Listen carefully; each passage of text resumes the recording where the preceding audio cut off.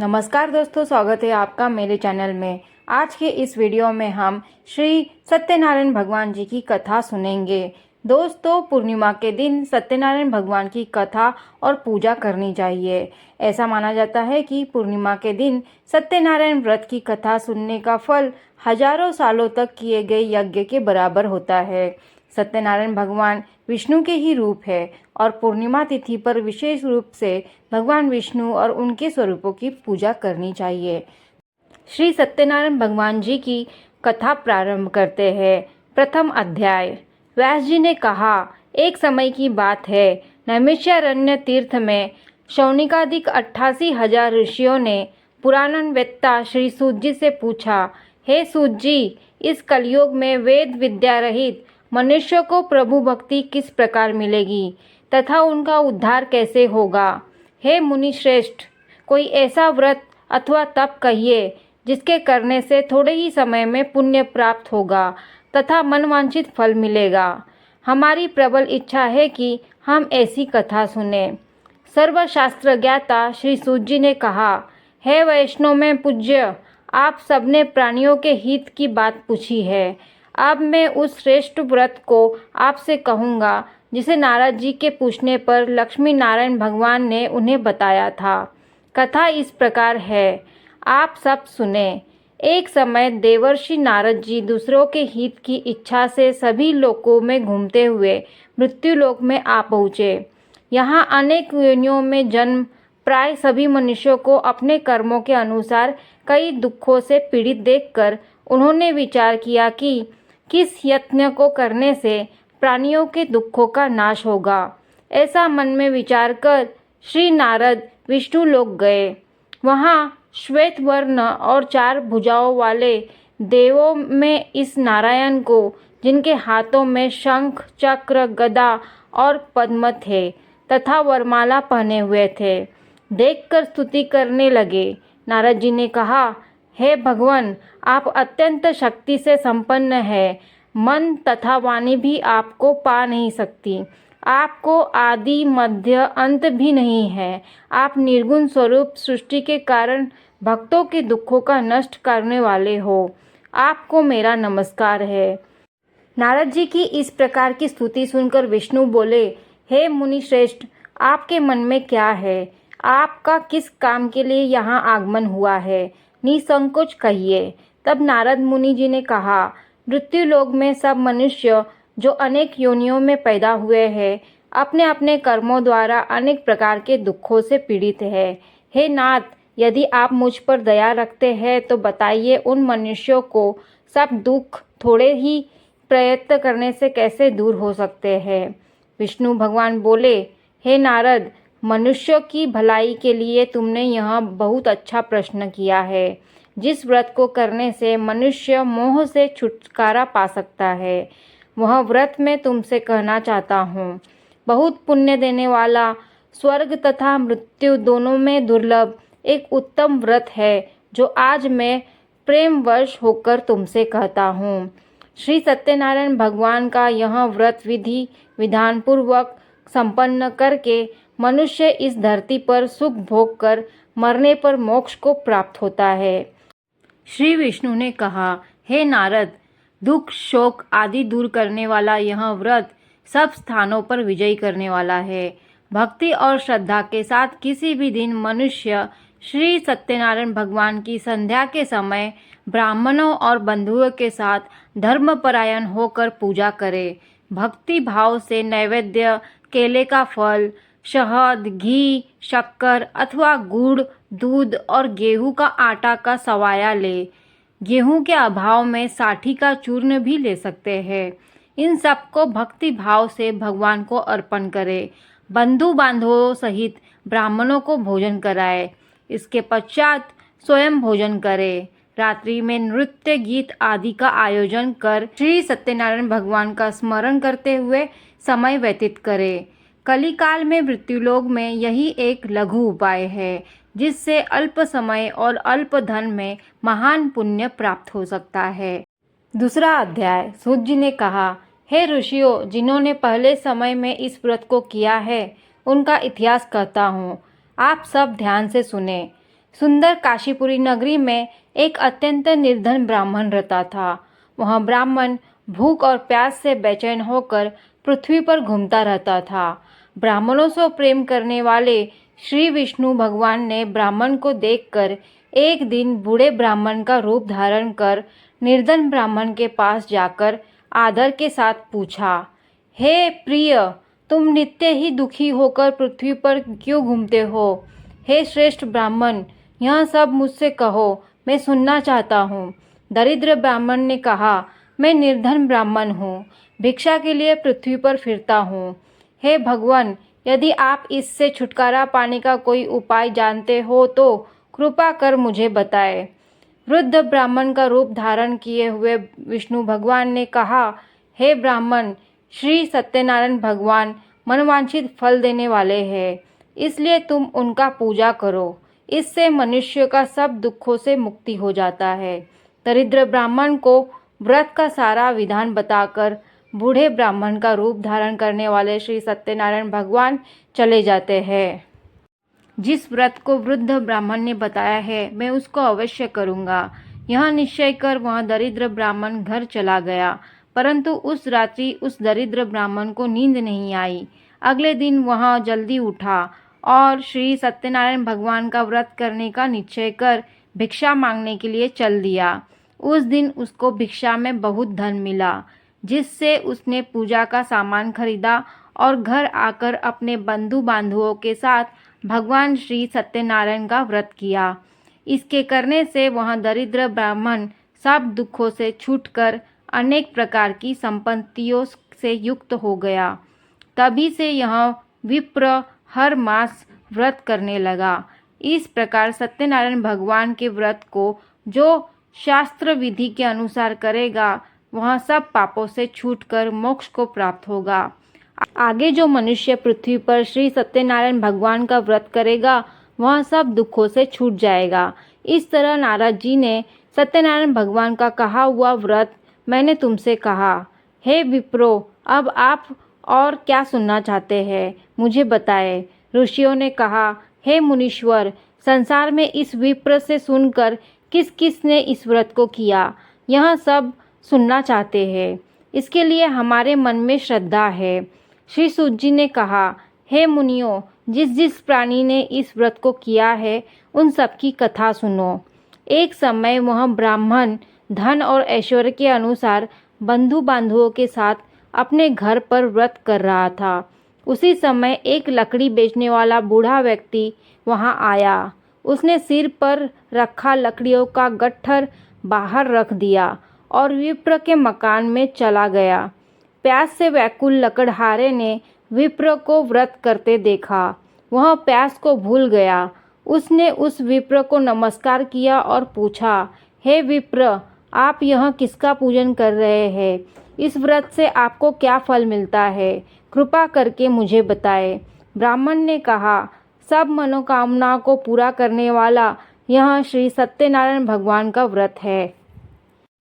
इनकी ही कृपा से मेरे यहाँ धन धान्य आदि की वृद्धि हुई। विप्र से इस व्रत के बारे में जानकर वह लकड़हारा बहुत प्रसन्न हुआ। भगवान का चरणामृत ले और भोजन करने के बाद वह अपने घर को चल गया। अगले दिन लकड़हारे ने अपने मन में संकल्प किया कि आज ग्राम में लकड़ी बेचने से जो धन मिलेगा, उसी से भगवान सत्यनारायण का उत्तम व्रत करूँगा। मन में ऐसा विचार कर वह लकड़हारा लकड़ियों का गट्ठर अपने सिर पर रखकर जिस नगर में धनवान लोग रहते थे, वहां गया। उस दिन उसे उन लकड़ियों के चौगुने दाम मिले। वह बूढ़ा लकड़हारा अति प्रसन्न होकर पके केले, शक्कर, शहद, घी, दूध, दही और गेहूं का चूर्ण इत्यादि श्री सत्यनारायण भगवान के व्रत की सभी सामग्री लेकर अपने घर आ गया। फिर उसने अपने बंधु बांधवों को बुलाकर विधि विधान के साथ भगवान का पूजन और चिंतन किया। उस व्रत के प्रभाव से वह बूढ़ा लकड़हारा धन पुत्र आदि से युक्त हुआ और संसार के समस्त सुख भोग कर वैकुंठ को चला गया। तृतीय अध्याय। श्री सूत जी ने कहा, हे श्रेष्ठ मुनियों, अब एक और कथा कहता हूँ। पूर्व काल में उल्कामुख नाम का एक बुद्धिमान राजा था। वह सत्य वक्ता और जितेंद्रिय था। प्रतिदिन देवस्थानों पर जाता था तथा गरीबों को धन देकर उनके कष्ट दूर करता था। उसकी पत्नी सुंदर और सती साध्वी थी। भद्रशिला नदी के तट पर उन दोनों ने श्री सत्यनारायण भगवान का व्रत किया। उस समय वहां साधु नामक एक वैश्य आया। उसके पास व्यापार के लिए बहुत सा धन था। राजा को व्रत करते देख उसने विनय से पूछा, हे राजन, भक्ति युक्त चित्त से यह आप क्या कर रहे हैं? मेरी सुनने की इच्छा है, कृपया आप मुझे भी बताइए। महाराज उल्कामुख ने कहा, हे साधु वैश्य, मैं अपने बंधु बांधवों के साथ पुत्रादि की प्राप्ति के लिए महाशक्तिमान सत्यनारायण भगवान का व्रत व पूजन कर रहा हूँ। राजा के वचन सुनकर साधु नामक वैश्य ने आदर से कहा, हे राजन, मुझे भी इसका सब विधान बताइए। मैं भी आपके कथानुसार इस व्रत को करूँगा। मेरे यहाँ भी कोई संतान नहीं है। मुझे विश्वास है कि इससे निश्चय ही मेरे यहाँ भी संतान होगी। राजा ने सब विधान सुन व्यापार से निवृत्त हो वह वैश्य खुशी खुशी अपने घर आया। वैश्य ने अपनी पत्नी लीलावती से संतान देने वाले उस व्रत का समाचार सुनाया और प्रण किया कि जब हमारे यहाँ संतान होगी तब मैं इस व्रत को करूँगा। एक दिन उसकी पत्नी लीलावती सांसारिक धर्म में प्रवृत्त होकर गर्भवती हो गई। 10वें महीने में उसने एक सुंदर कन्या को जन्म दिया। कन्या का नाम कलावती रखा गया। इसके बाद लीलावती ने अपने पति को स्मरण दिलाया कि आपने जो भगवान का व्रत करने का संकल्प लिया था, अब आप उसे पूरा कीजिए। साधु वैश्य ने कहा, हे प्रिय, मैं कन्या के विवाह पर इस व्रत को करूँगा। इस प्रकार अपनी पत्नी को आश्वासन देकर वह व्यापार करने चला गया। काफ़ी दिनों पश्चात वह लौटा तो उसने नगर में सखियों के साथ अपनी पुत्री को खेलते देखा। वैश्य ने तत्काल एक दूत को बुलाकर कहा कि उसकी पुत्री के लिए कोई सुयोग्य वर की तलाश करो। साधु नामक वैश्य की आज्ञा पाकर दूत कंचन नगर पहुंचा और उनकी लड़की के लिए एक सुयोग्य वणिक पुत्र ले आया। वणिक पुत्र को देखकर साधु नामक वैश्य ने अपने बंधु बांधवों को सहित प्रसन्न चित्त होकर अपनी पुत्री का विवाह उसके साथ कर दिया। वैश्य विवाह के समय भी सत्यनारायण भगवान का व्रत करना भूल गया। इस पर श्री सत्यनारायण भगवान क्रोधित हो गए। उन्होंने वैश्य को श्राप दिया कि तुम्हें दारुण दुख प्राप्त होगा। अपने कार्य में कुशल साधु नामक वैश्य अपने जमाई सहित नावों को लेकर व्यापार करने के लिए समुद्र समीप स्थित रत्नसारपुर नगर में गया। दोनों ससुर जमाई चंद्रकेतु राजा के नगर में व्यापार करने लगे। एक दिन भगवान सत्यनारायण की माया से प्रेरित एक चोर राजा का धन चुराकर भाग रहा था। राजा के दूतों ने अपने पीछे आते देख चोर ने घबराकर राजा के धन को उसी के नाव में चुपचाप रख दिया। वहाँ वे ससुर जमाई ठहरे थे। ऐसा करने के बाद वह भाग गया। जब दूतों ने उस साधु वैश्य के पास राजा के धन को रखा देखा तो ससुर जमाई दोनों को बांधकर ले गए और राजा के समीप जाकर बोले, हम ये दो चोर पकड़कर लाए हैं, कृपया बताएं कि इन्हें क्या सजा दी जाए। राजा ने बिना उन दोनों की बात सुने उन्हें कारागार में डालने की आज्ञा दे दी। इस प्रकार राजा की आज्ञा से उनको कठिन कारावास में डाल दिया गया था तथा उनका धन भी छीन लिया गया था। सत्यनारायण भगवान के श्राप के कारण साधु वैश्य की पत्नी लीलावती व पुत्र कलावती भी घर पर बहुत दुखी हुई। उनके घरों में रखा धन चोर ले गए। एक दिन शारीरिक व मानसिक पीड़ा तथा भूख प्यास से अति व्याकुल रहते थे। भोजन की चिंता में कलावती एक ब्राह्मण के घर गई। उसने ब्राह्मण को श्री सत्यनारायण भगवान का व्रत करते देखा। उसने कथा सुनी तथा प्रसाद ग्रहण कर रात को घर आई। माता ने कलावती से पूछा, हे पुत्री, तू अब तक कहाँ रही? वह तेरे मन में क्या है? कलावती बोली, हे माता, मैं एक ब्राह्मण के घर श्री सत्यनारायण भगवान का व्रत होते देखा। कलावती के वचन सुनकर लीलावती ने सत्यनारायण भगवान के पूजन की तैयारी की। उसने परिवार बंधुओं सहित श्री सत्यनारायण भगवान का पूजन व व्रत किया और वर मांगा कि मेरे पति और दामाद शीघ्र ही घर वापस लौट आए। साथ ही भगवान से प्रार्थना की कि हम सब का अपराध क्षमा करो। श्री सत्यनारायण भगवान इस व्रत से संतुष्ट हो गए।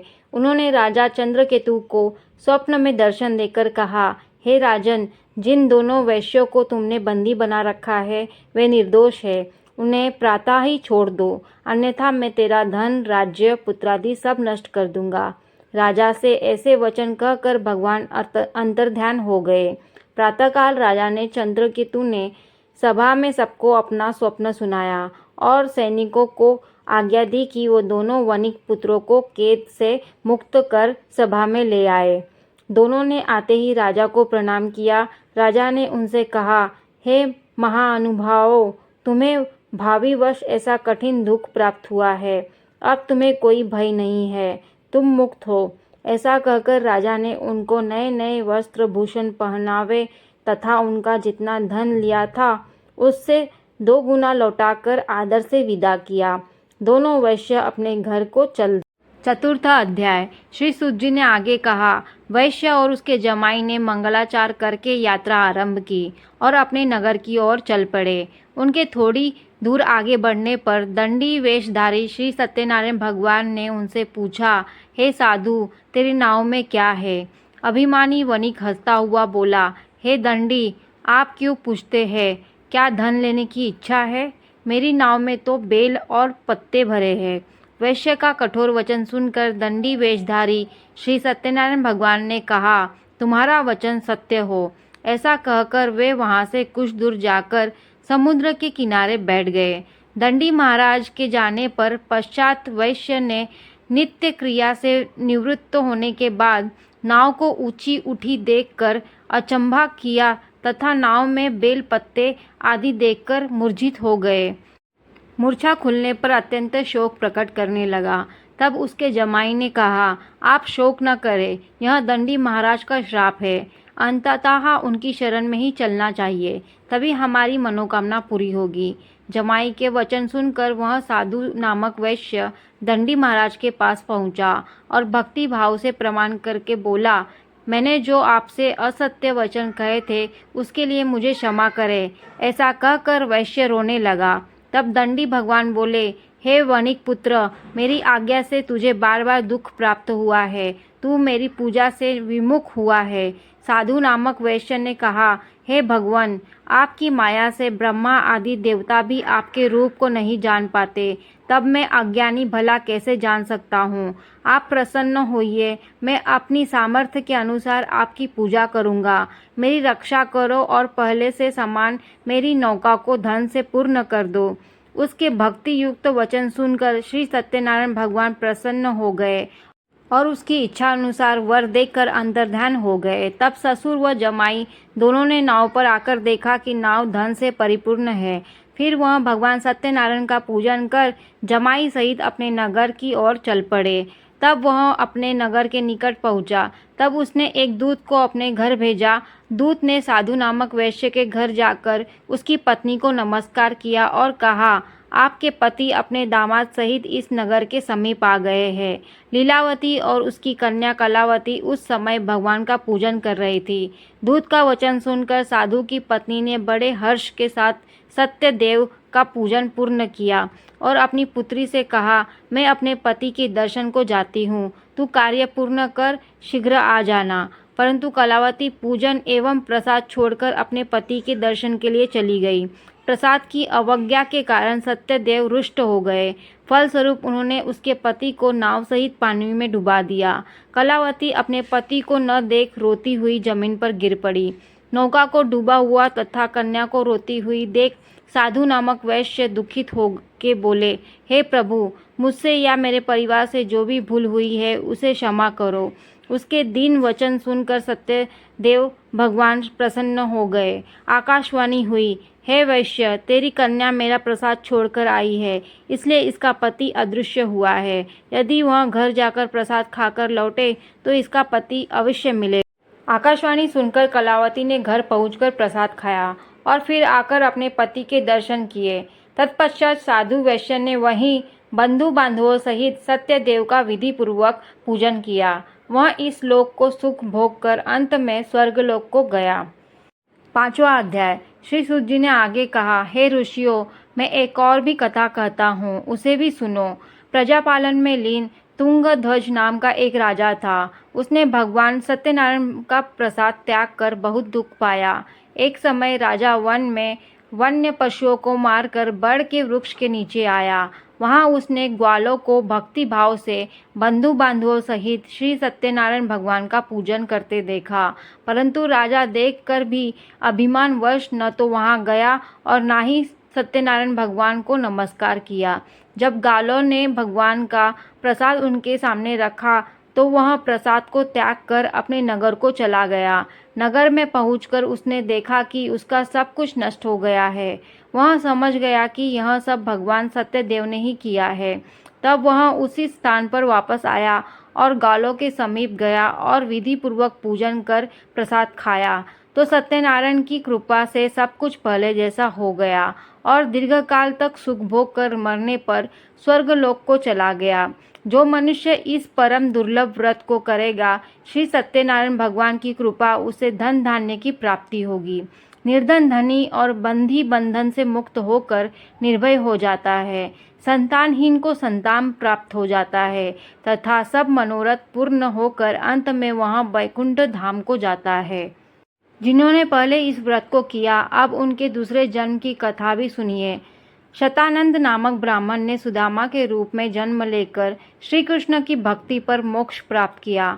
उल्कामुख नाम के महाराज राजा दशरथ बने और श्री रंगनाथ का पूजन कर वैकुंठ को प्राप्त हुए। साधु नाम के वैश्य ने धर्मात्मा व सत्य प्रतिज्ञ राजा मोरध्वज बनकर अपनी देह को आरे से चीर कर दान करके मोक्ष को प्राप्त हुआ। महाराज तुंगध्वज स्वयंभू मनु हुए। उन्होंने बहुत से लोगों को भगवान की भक्ति में लीन कर मोक्ष प्राप्त किया। लकड़हारा भील अगले जन्म में गुह नामक निषाद राजा हुआ, जिसने भगवान राम के चरणों की सेवा कर मोक्ष प्राप्त किया। तो दोस्तों, इस प्रकार श्री सत्यनारायण भगवान का कथा यहाँ पर समाप्त होता है। वीडियो आपको अच्छी लगी है तो लाइक ज़रूर करिए। जो भी मेरे चैनल को पहली बार देख रहे हैं वो सब्सक्राइब भी ज़रूर करिए। मिलते हैं एक नए वीडियो में एक नई जानकारी के साथ। राधे राधे।